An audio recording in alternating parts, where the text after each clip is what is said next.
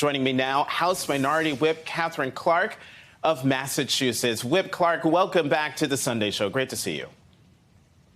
Great to see you, Jonathan. Thank you for having me.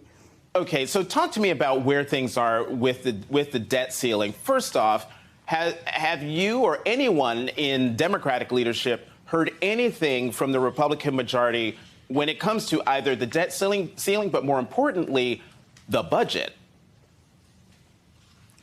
What we are hearing from our Republican colleagues is an absolute commitment to defaulting on our bills. And this is a manufactured crisis that the cost of which are going to be borne by the American people. This is very dangerous political theater that the Republicans are engaging in. And it is very telling that Speaker McCarthy is going to Wall Street, not Main Street, to make his announcements. But let's be clear, it is the American people and Main Street businesses that are going to pay for this. It will be Social Security recipients, Medicare, our veterans benefits that are at risk. Here in Massachusetts, just getting close to default could increase mortgages by $250 a month. And that's repeated across the country. Credit card interest rates can go up. Car loans will go up as much as $800. And the last time they played this brinksmanship, the average American close to retirement lost $20,000 in savings. So this political theater, this irresponsible threatening to default our country's credit is going to be borne by the American people and will really hurt our economy and will hurt families' budgets.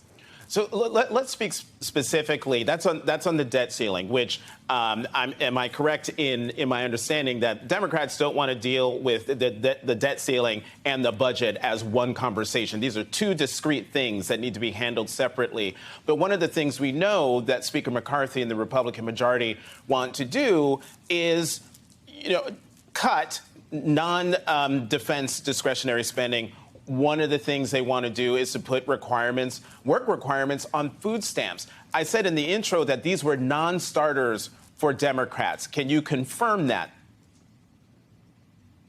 This is what I can tell you, is that we need to hold a vote on Monday when we return to Congress on a clean debt ceiling. Why? Because that's our fundamental responsibility. It is what we did 3 times under Donald Trump, where he ran up a quarter of all the deficit that we face in this country. And that is what people do as responsible bill payers in this country every single day. That's what we have to do as Congress. We are willing to have a conversation about the budget and the appropriations process like we do every day. But what the Republicans are doing are trying to conflate these two issues. And who is going to lose? It's the American people. This will drive up costs. It will damage our economy. It will damage the global economy and the standing of the dollar around the world if they continue along this dangerous path. So let's drop the extremism, do the right thing by people. Let's go back to the first bill that the extremists in the Republican majority passed. It was saying it is okay again to allow tax cheats, the very wealthy, to avoid paying their fair share. This is the Republican policy. Tax cuts for the very wealthy and the largest corporations at the expense of working families in this country. So Whip Clark, clearly the hammer is out on Republicans in terms of their extremism. Let's pivot and talk about something else that has been a target, and that's abortion. Since you've been in recess, there have been conflicting rulings on an abortion pill, and the Supreme Court is reviewing the case this week to see if it'll stand. As we all know, 64% of Americans think this should be legal and accessible.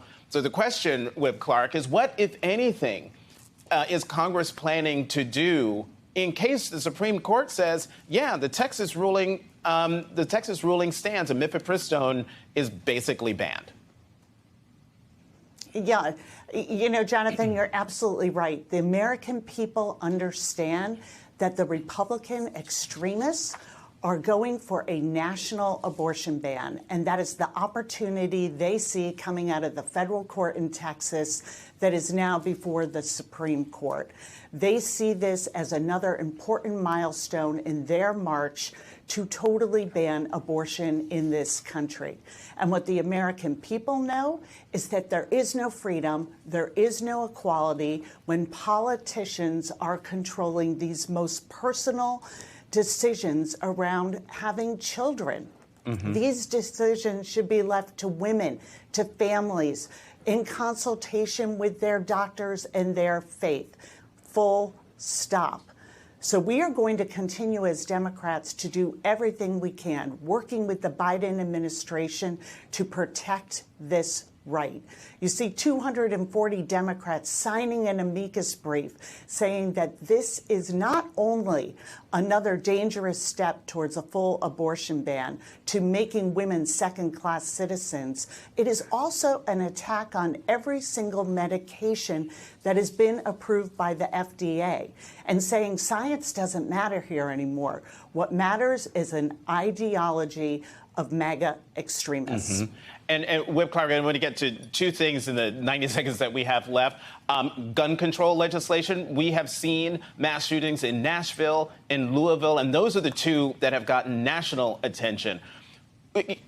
What, if anything, can be done to exert the will of the majority of the American people, which is they want to do something that is now the leading cause of death of children in this country, gun violence? That's right. Take that in. The leading cause of death of children is gun violence. And we are having children who are being raised traumatized by having to do live shooter drills in their schools, watching the news thinking, will I be next? We have the solutions. We have to choose our kids over guns. And we know that we can do this. This is a policy choice that Republicans have made.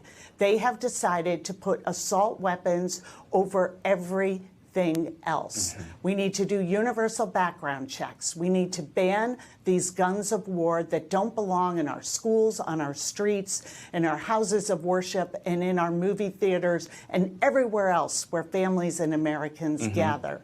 We have the ability to reduce gun violence in this country. We saw a first and crucial step, but the first in 30 years this past June.